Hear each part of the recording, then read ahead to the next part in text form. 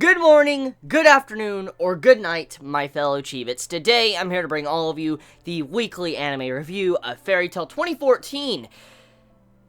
Geer, that final scene with him transforming. I gotta say, that was probably one of my personal favorite scenes of this episode, because, let's be real here, when it came to that transformation with the smoke and all that, and how you just saw his wings expand out of his body, that looked pretty badass. Come on. I mean, seriously, am I the only one that thinks that looked really fucking badass when you saw Geer just transform? You see, like, the smoke, and you just hear that music building up, and you just see the wings pop out. It looked cool. I really like that, and I know not many is going to agree on it, but I'm a big fan of his design, actually, with his transformation. Of course, that's very subjective. It comes down to your taste in designs, but his design looks pretty damn cool. I mean, not as cool as his regular form, but it looks pretty cool, especially with the wings attached on.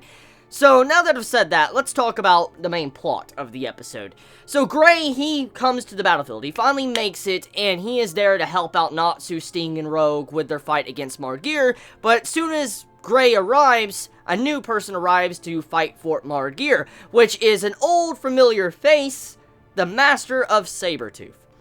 Okay, so this is probably going to be a topic I know many of you are going to talk in the comments below about.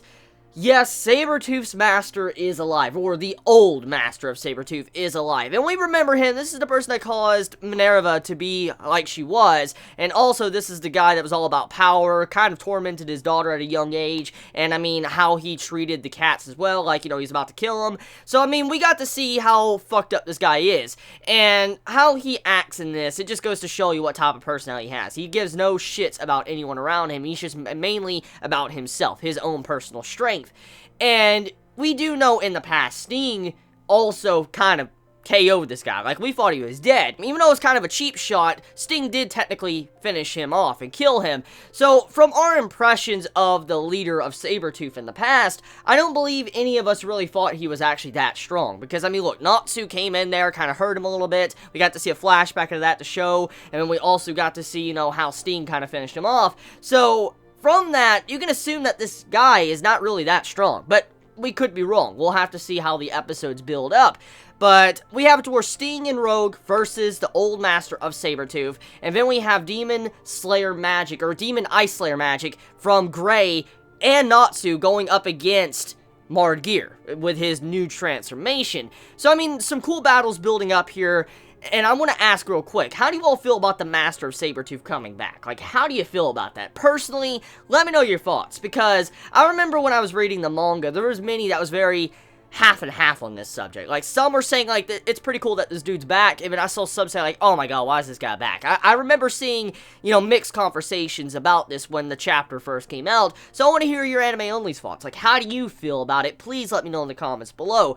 Now, moving over into the conversation with Geer and what he was saying to Natsu and them, he's like, all the demons were made to kill Zeref, and we get some more backstory behind this of where the demons came from, what their goal is, and their main goal was to kill Zeref. Like, Zeref made these guys to kill him because he's immortal. He wanted to die, and of course it couldn't be done. And then End was his ultimate creation, which was sealed away for some reason, which we don't know why, but it was sealed away, and then Zeref wasn't able to do what he wanted. So with that, we know something happened in the past. We have to make our theories and think about, okay, what happened, how did it get sealed, and then also, and the only way to remove the seal is by all the magic on the continent disappearing to where End seal will break. Now, the scary thing is, this dude must be fucking strong, because, I mean, if the entire continent's magic has to be gone, like, it just erased, this dude must be strong. And also, to scare Octologia, you know it has to be a strong fucking demon. So that would mean that Zeref was never able to see the maximum power of this for it to not work. For instance,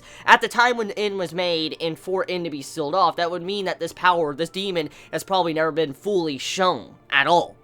Maybe Zeref never got to experience it.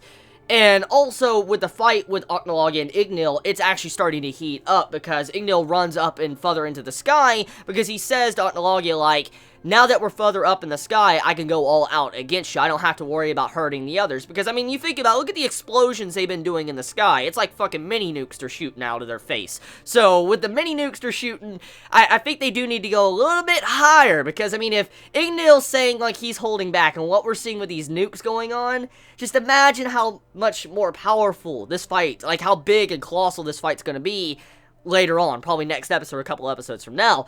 So, now that I've said that, let's talk about the animation. So the animation of this episode, it's average. I noticed some still frames. I noticed some, paneling of still frames, all that, quite a bit in this episode, but it wasn't as bad as a couple episodes back, but I didn't notice it, and I feel like when we get to a certain scene, a couple scenes down the road, we're probably going to have some really good animation. I can already see it, but for now, I feel like the animation of this episode was pretty average. Like, it was okay. And it was bad at some points, but it was okay. It was just average, yeah. That is the best word, just average. And that's about it. Let me know your thoughts in the comments below. How do you all feel about this episode? How do you feel about Gray coming in and doing what he did to Geer? How do you feel about the Sabretooth Master coming back? How do you feel about the transformation and the design of Geer? Let me know your thoughts in the comments below. Please be safe. Chibi out.